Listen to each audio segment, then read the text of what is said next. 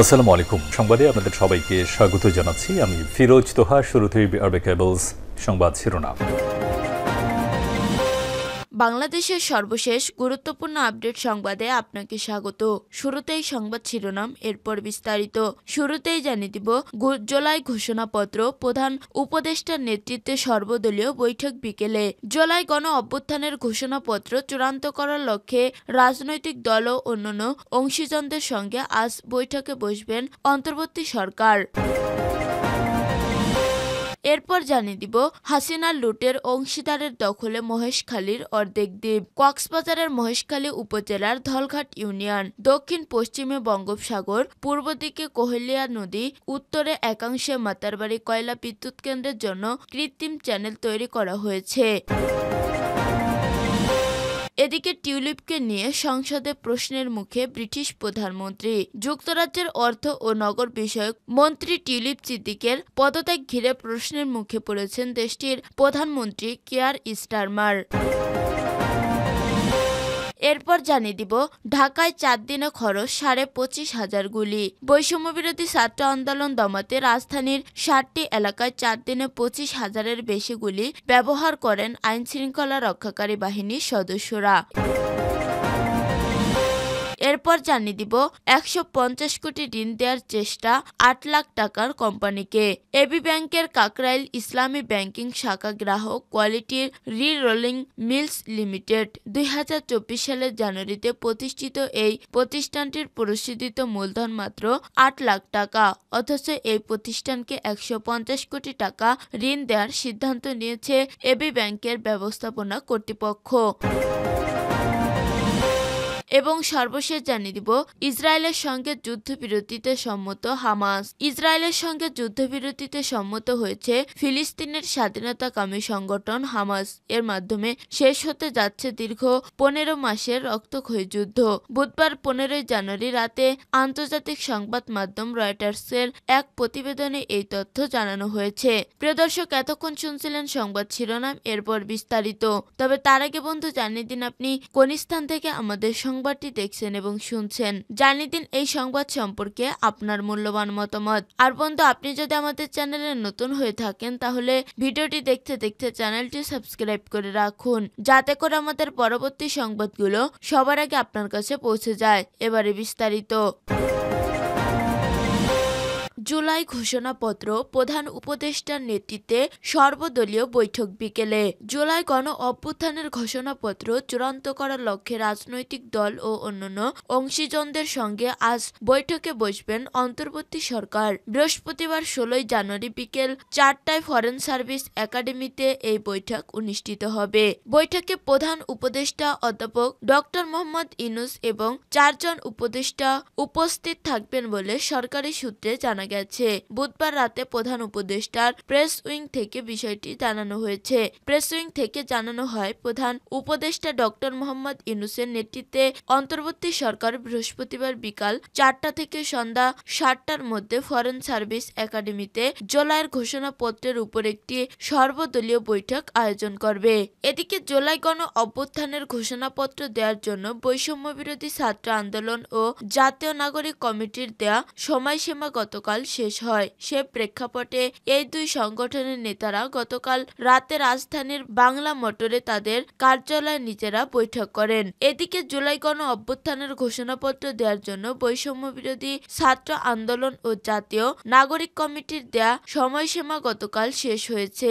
এরই পরিপ্রেক্ষিতে গতকাল রাতে রাজধানীর বাংলা মোটরে নিজ কার্যালয়ে গুরুত্বপূর্ণ বৈঠক করেছেন এই দুইটি সংগঠনের নেতারা। বৈঠক শেষে রাত 10টায় সংসদ সম্মেলন করে লিখিত বক্তব্য জানান তারা। তাদের দুটি সংগঠনের একটি প্রতিনিধি দল প্রধান উপদেষ্টার আহ্বানে সর্বদলীয় বৈঠকে অংশ নেবে। সেখানে দেশের অন্যান্য রাজনৈতিক দলের সঙ্গে আলোচনা হবে। আলোচনা শেষে অবিলম্বে ঘোষণাপত্র করার তারিখ ঘোষণা করতে হবে। কোনো প্রকল্পের কালক্ষেপণ ও গড়িমসি ছাত্র জনতার বরদাশত করবে না। কালক্ষেপণ হলে দ্রুতই সারা দেশে সর্বস্তরের ছাত্র জনতাকে সঙ্গে নিয়ে দুর্বার আন্দোলন গড়ে তুলবে তারা। হাসিনা লুটের অংশীদারের দখলে মহেশখালীর অর্ধেক দ্বীপ। কক্সবাজারের মহেশখালী উপজেলার ধলঘাট ইউনিয়ন। দক্ষিণ পশ্চিমে বঙ্গোপসাগর, পূর্ব দিকে কোহেলিয়া নদী, উত্তরে একাংশে মাতারবাড়ি কয়লা বিদ্যুৎ কেন্দ্রের জন্য কৃত্রিম চ্যানেল তৈরি করা হয়েছে।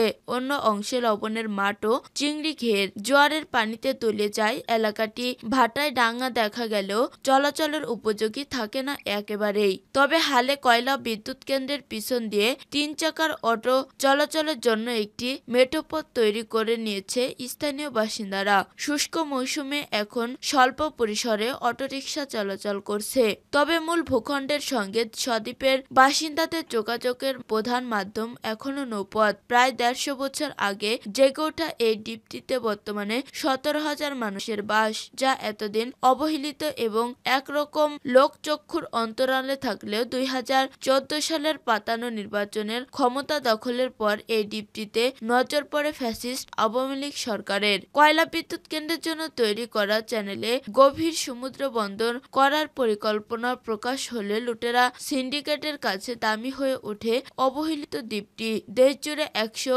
অর্থনৈতিক অঞ্চল তৈরির যে উদ্যোগ নেয় পতিত সরকার, তারই একটি ধলঘাট অর্থনৈতিক অঞ্চল। নিয়ম অনুযায়ী অর্থনৈতিক অঞ্চলগুলোতে ছোট বড় অনেক প্রতিষ্ঠানের নামে জমি বরাদ্দ দেওয়ার কথা থাকলেও এখানে প্রতিষ্ঠানের সংখ্যা মাত্র 3টি। পতিত সরকারের লুটেরা সিন্ডিকেটের হোতা এস আলম গ্রুপের জিনিক্স টেক্সটাইল, টিকে গ্রুপের সুপার পেট্রোকেমিক্যাল লিমিটেড এবং লন্ডন ভিত্তিক প্রতিষ্ঠান শ্যাম গ্যাসের এই দেশীয় এজেন্ট প্যাসিফিক গ্রুপের নামে লিখে দেওয়া হয়েছে দ্বীপটি।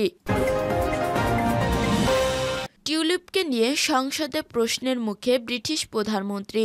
যুক্তরাজ্যের অর্থ ও নগর বিষয়ক মন্ত্রী টিউলিপ সিদ্দিকের পদত্যাগ ঘিরে প্রশ্নের মুখে পড়েছেন দেশটির প্রধানমন্ত্রী কিয়ার স্টারমার। বুধবার বিষয়টি পার্লামেন্টে তোলেন বিরোধী দল কনজারভেটিভ পার্টির প্রধান কেমি বেডক। দুর্নীতির অভিযোগ ওঠার পর সমালোচনার মুখে মঙ্গলবার পদত্যাগ করেন টিউলিপ সিদ্দিক। অর্থ মন্ত্রণালয়ের সিটি মিনিস্টার হিসেবে পরিচিত টিউলিপ আর্থিক খাতে দুর্নীতি দমনের দায়িত্বে ছিলেন। টিউলিপ প্রধানমন্ত্রী স্টারমারের কাছে পদত্যাগপত্র জমা দিলে তা গ্রহণ করে তাকে চিঠি দিলে ধন্যবাদ জানিয়ে স্টারমার বলেন, গভীর দুঃখের সঙ্গে আমি আপনার পদত্যাগপত্র গ্রহণ করছি। এদিকে টিউলিপকে ঘিরে ওঠা বিতর্কের প্রসঙ্গ টেনে বুধবার পার্লামেন্ট অধিবেশনের বক্তব্য দেন বিরোধী দলীয় নেতা।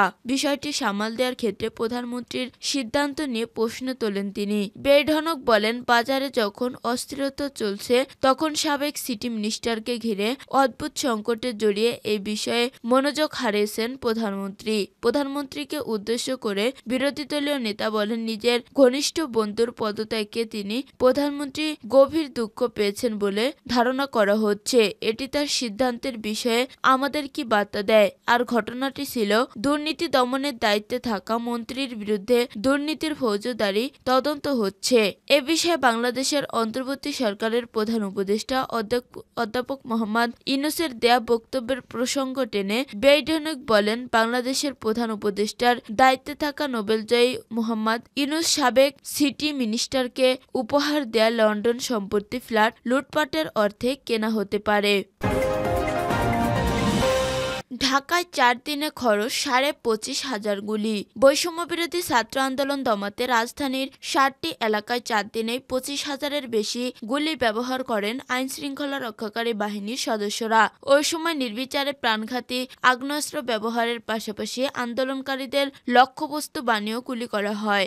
গত বছরের 18 জুলাই থেকে কমপ্লিট শাটডাউন কর্মসূচি চলাকালে 4 দিন ধরে যাত্রাবাড়ী, কদমতলী, মোহাম্মদপুর, ধানমন্ডি, রামপুরা, উত্তরা ও ঢাকা বিশ্ববিদ্যালয় এলাকা আন্দোলনকারীদের উপর চলে এই নারকীয় তাণ্ডব। ওই সময় থানায় দায়ের করা 28টি মামলার এজাহার বিশ্লেষণ করে এসব তথ্য মিলছে। এজাহার বিশ্লেষণ করে দেখা যায়, ওই সব এলাকায় আন্দোলনকারীদের উদ্দেশ্যে বিভিন্ন ধরনের আগ্নেয়াস্ত্র মোট 25,683 রাউন্ড গুলি নিক্ষেপ করেন আইনশৃঙ্খলা রক্ষাকারী বাহিনীর সদস্যরা।